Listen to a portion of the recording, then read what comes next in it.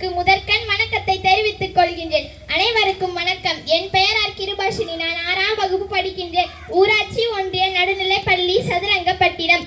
ஆயுதம் ஏந்தி போராடிய முதல் இந்தியாவின் சுதந்திர போராடி, வீரத்தில் ஜான்சி ராணியின் முன்னோடி, சபதமிட்ட ஆங்கிலேயர்களை வென்று இந்திய விடுதலைக்கு வித்திட முதல் பெண் போராளி வீரமங்கை வேலு நாச்சியார் அவர்களை பற்றி பேசப் போகின்றேன். வீரமங்கை வேலு நாச்சியார் அவர்கள் வீர விளையாட்டுகளான சிலம்பம், குதிரை ஏற்றம், வாழ்வித்து, வில்வித்தை முதலான வீர கலைகளை பயிற்சி பெற்றார்.